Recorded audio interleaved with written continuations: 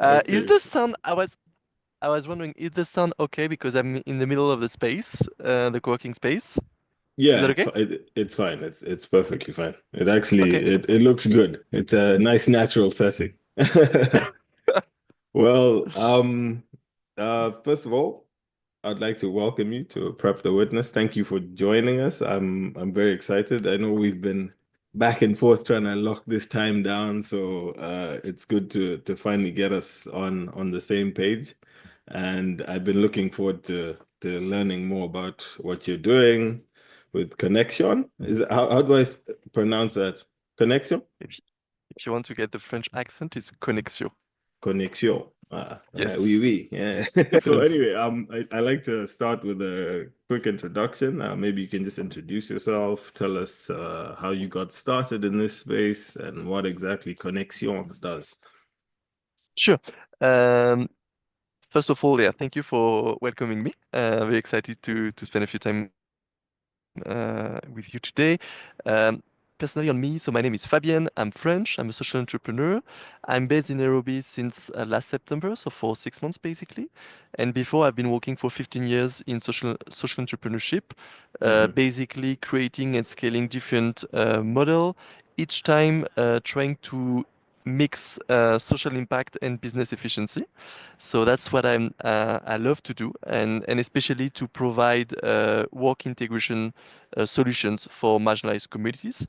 And Hmm. I joined Konexio like 6 months ago when I arrived in Nairobi. And actually, Konexio is a French NGO which has been created 8 years ago, which provides some digital skills for refugees who arrive in France, helping them to integrate themselves in the French society. And actually, Konexio had made a shift 4 years ago by creating a new programs, which is not only in France for refugees, but in Hmm. refugee camps in East Africa. And actually, Okay. we Konexio is still it's still targeting refugees. It's still providing digital skills, but they are doing it in refugee camps to connect refugees to jobs online. Okay. Oh wow. That's cool. I like the fact that it's also taking the work to the ground now. So it's like starting Yes. at the base and then once they get to where they're being relocated to, they're potentially ready to integrate into the job market.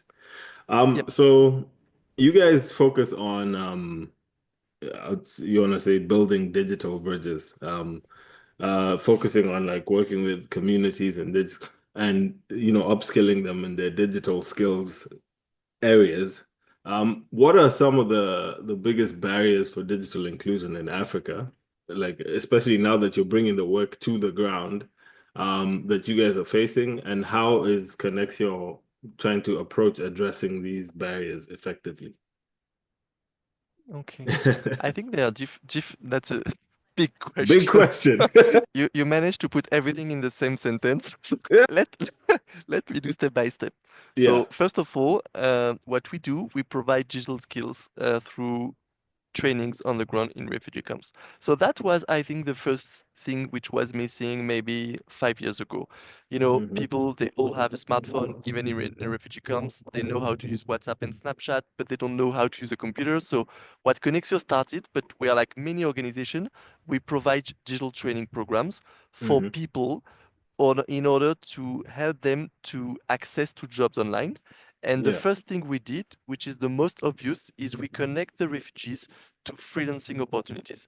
Because one thing which is totally crazy is you can be in refugee camps, you are not allowed to work in the country.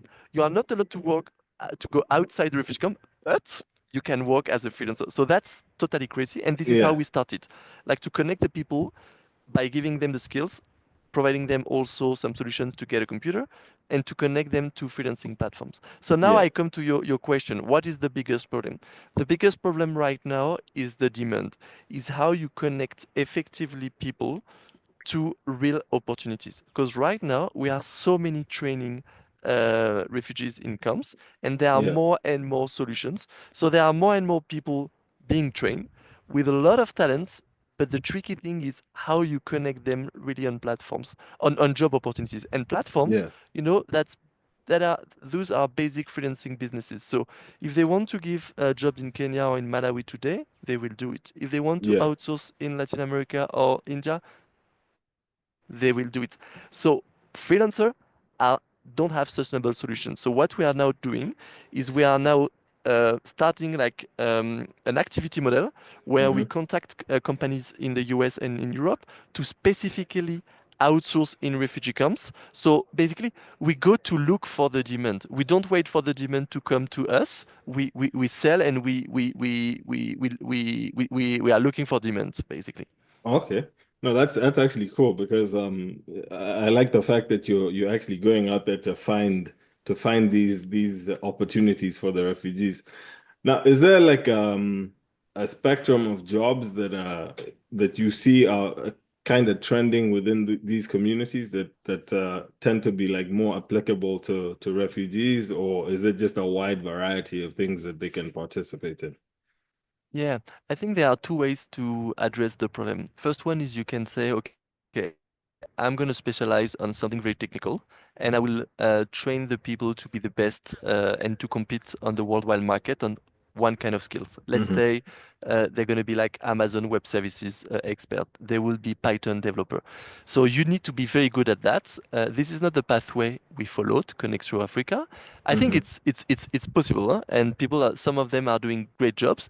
But for me, it's a bit difficult because in a refugee camp, people do not have like so high skills jobs. There are some people who are totally great, but Yeah. most of them, they don't have the level to compete with someone who went to the university in a university in the Yeah. US or in India. So for us, we are more targeting like entry to medium level jobs that most of the people can access in a refugee camps. And concretely, it can be everything related to virtual assistant. So if Hmm. you need someone to organize your podcast, you can outsource that, and someone will take the meetings, will organize your calendar.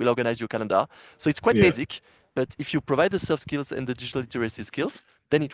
And I think there's another space where there is a lot of two other space where there are lots of things to do. There is everything related to prospection. You know, everywhere in the world, we need to make business to develop Yeah. our activities. So, and actually, refugees can be they are very motivated, so they can be good at selling, Hmm. finding some targets, contacting some potential targets. And the last point is AI project. Of course, Hmm. ChatGPT and OpenAI have automatized a lot of things, but there are still some data sets to do. And for that, to qualify those data sets, refugees can be great, especially because there are a lot of data sets missing in African languages, and Yeah. they have all the languages. Okay. No, no, that's actually interesting. I was watching a podcast the other day and they were talking about how, AI is taking over in so many things, but there's certain aspects of AI that require human intervention. And this might be Exactly. one of those examples where like the Mm, AI is using people to actually like quantify certain things that it can't sure. add up. So that's really cool to hear. So like how you guys how do you measure your impact? Like how do you gauge what are the metrics around how you gauge the real impact of the programs that you're running? So I know you work in Kenya, Malawi, a bunch of other countries, but Yeah, in Uganda. yeah, Uganda. How are you guys like measuring the impact and what are these metrics around success for your Sure. programs? Yeah. I think we are quite basic, because sometimes, people say you have to measure a lot of things, but actually, the main thing we are looking at is the revenue the people they get online thanks to jobs. It's a Mm, livelihood program, so basically, we need to know how much they earn. So for that, we are conducting like regular surveys to assess how much money the refugees we have trained are earning on the different jobs they are doing online. So for that, it's like either asking them directly or either asking to the platforms we are also partnering to say mm, how much the people we connected are earning. So that's the main thing. And before that, of course, they need some skills. So we assess the skills they gain, but the real thing which is most important is the money. And we are yeah, also looking at how they spend their money in order to encourage them to share and to pay to spend in priority on education and health. But that's yeah. their decision. So the main, once again, the main KPI is money earned on platforms, and the other KPI is where do the people come from, and we keep looking at gender focus. So it's mostly women, Hmm. 75%. Uh, Youth focus between 18 to 25, and also marginalized communities. So we are looking when we work in refugee camps, the one who are in the most difficult situation. So Yeah. in a nutshell, is input is where do the people come from, the most marginalized, and output is how much money do they get. No. Okay, that's cool. I mean, the cash is definitely the biggest measurement for any program, and seeing that, that's a very like tangible thing to actually track and say, okay, you were earning this Mm, much before, and now you're earning this much. That's fantastic. And so I've had these conversations about these gig economy opportunities, especially in like in sub-Saharan Africa or the global South in general. And when you look at the current state of the development space, so like what's happening right now with the USAID pulling funding from all these programs, and a lot of these programs being high touch, engagement with the participants. What opportunities are you seeing with the work you're doing?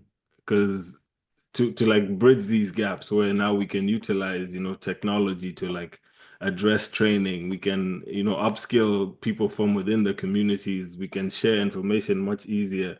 How do you guys, obviously this is like things that are transpiring in the past 3 weeks. So like, but looking forward, are you starting to see any opportunities to like fill these spaces that are being created?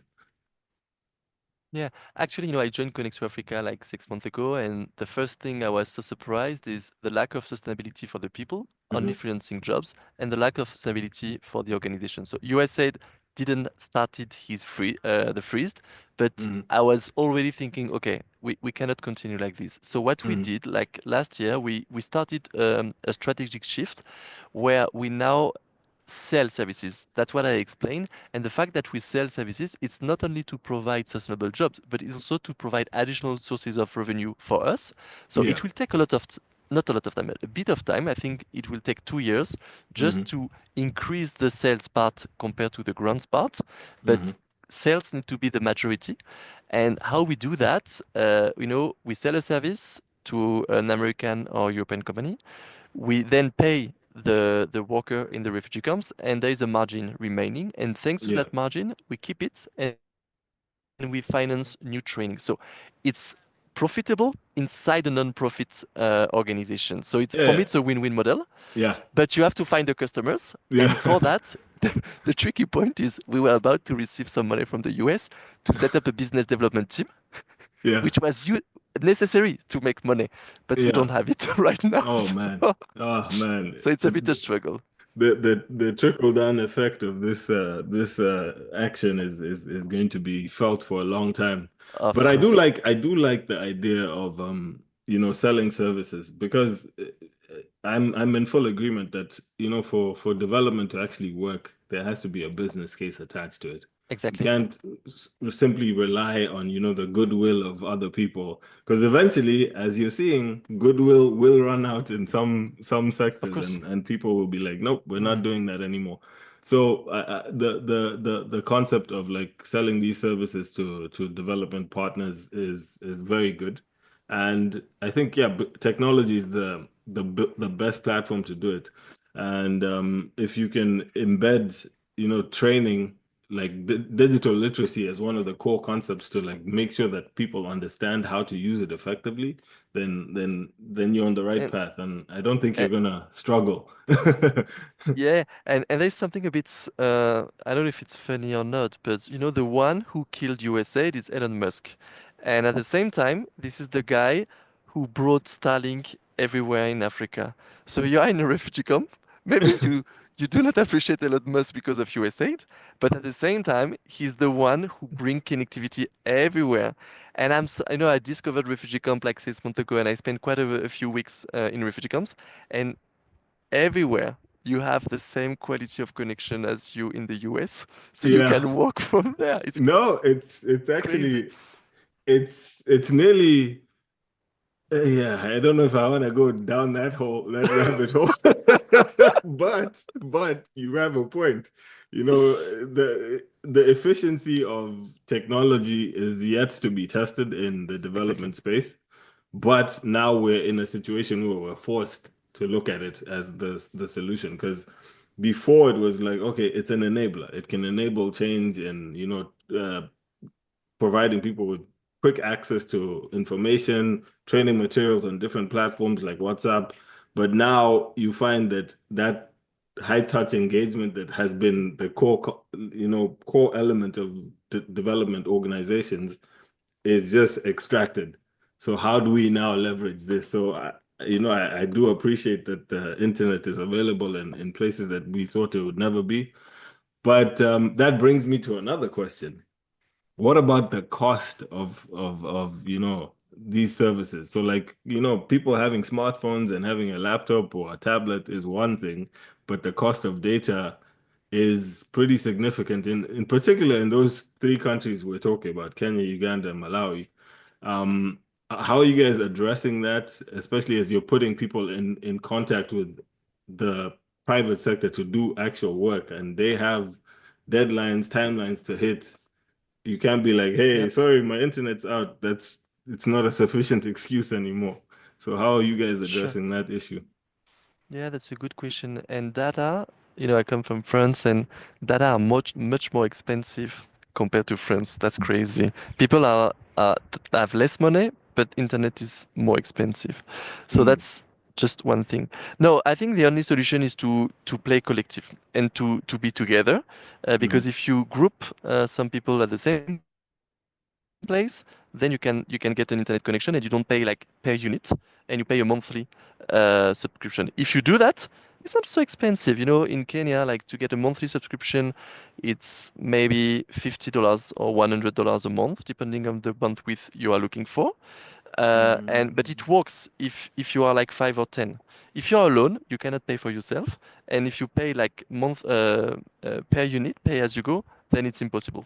So for me, the only solution is you have to be together. Okay. You know what? As you were saying that, I just had like a thought, very actually, it's regarding collaboration. There's an organization that I've been speaking to called Hello World, and basically what they do Okay. is they set up these um, s- sustainable and low cost internet hubs in communities that generally don't have access to internet. And it basically is built by the community, managed by the community, creates this hotspot or like working space where people can come and work Yep. and kids can learn. And if you are building opportunities for people in refugee settings to have, online work opportunities, and they're actually being paid for the services, and they can afford to, you know, band together and pay for an internet subscription. That might be Totally. a leveraging A win-win. opportunity. Yeah, it's a win-win for both Exactly. organizations. So Exactly. perhaps I'll make an introduction to the team Sure. from Hello World because they work in Uganda. They have around 86 hubs, Okay. and a bunch of them are in refugee settlements. And one of the things they've been grappling with is, the maintenance of the internet costs. And like, I think Mm, this addresses an issue that they're having while totally. providing an opportunity for, further engagement online Mm, for more people in the community. And if you mm, subsidize the cost of the internet with the business aspects of what you guys are doing, could balance mm. out. So collaboration is key in these places. Um, Exactly. so what have you guys learned when it comes to like scaling the program? So where did you initially start and how have you been able to scale across the three countries you currently work in? Mm. We are doing a partnership with implementing partners.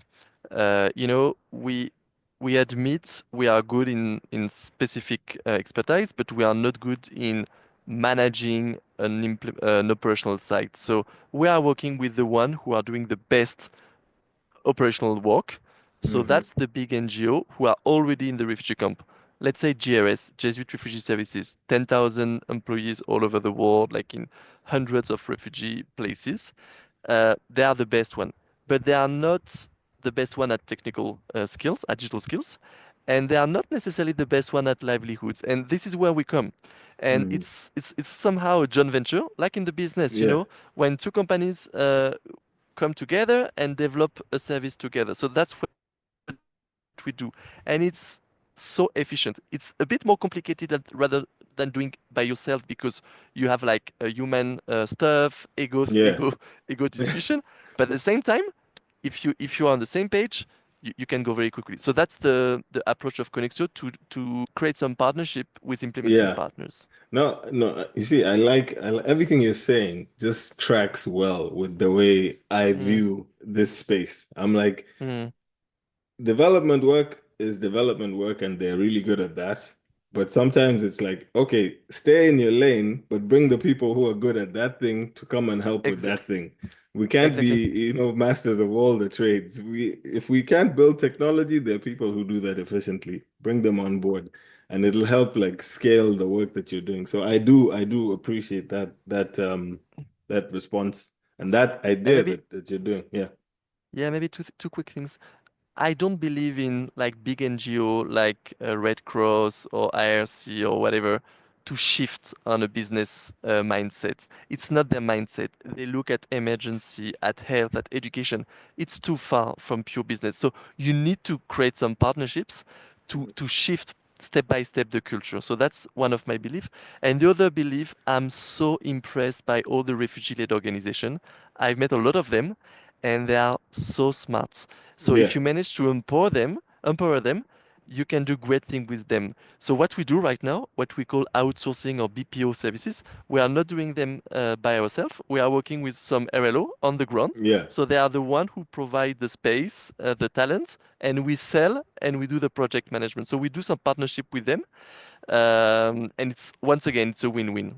Yeah, because they know the need that they have better than anyone Sure. else. Like this thing of like we're prescribing solutions to people who might Sure. not need that solution. So Mm. again, full agreement. And another thing, there is something that they have that an NGO doesn't have, like a big NGO.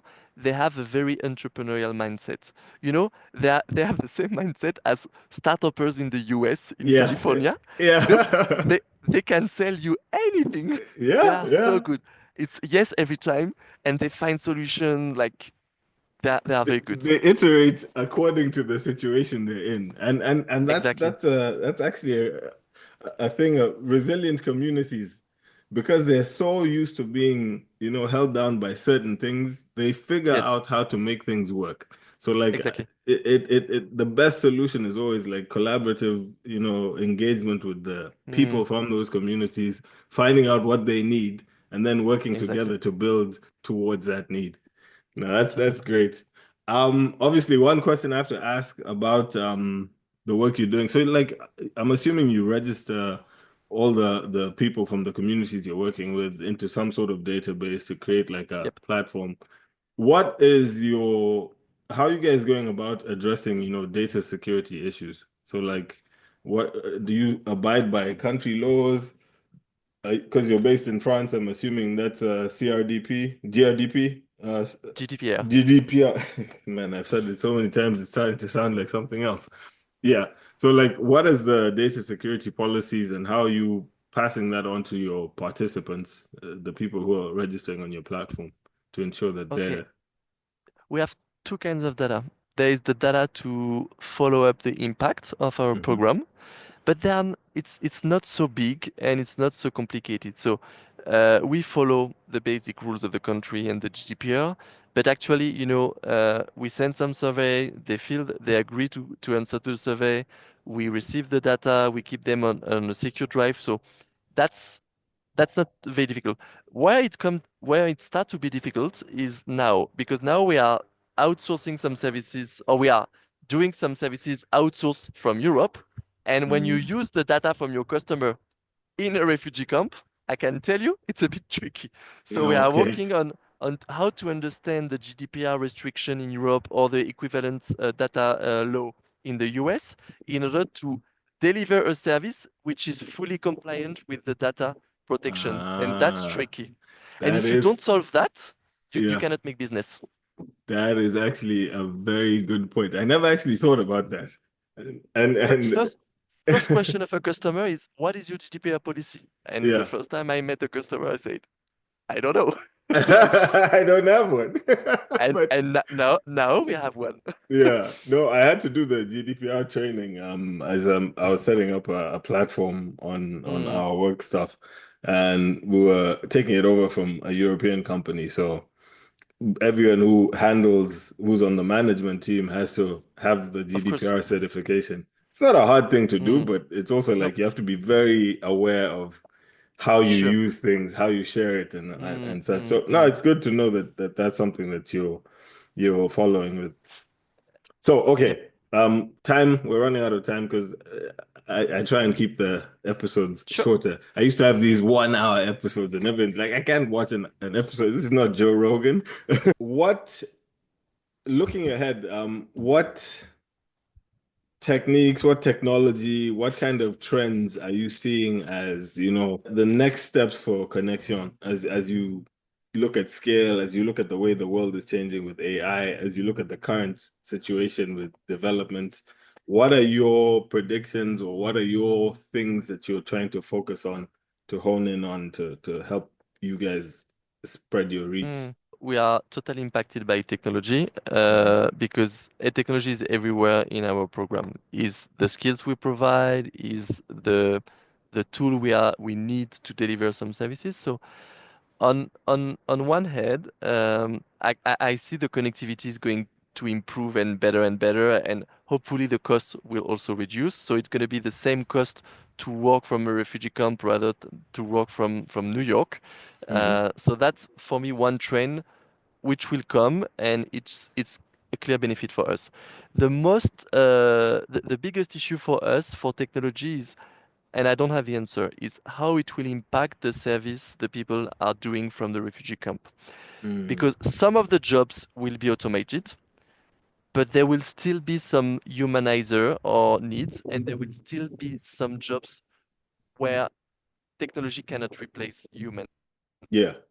So I don't know exactly. Right now we are testing. Right now we are doing prospection, we are doing social media. Will it be automatized and will we have to shift?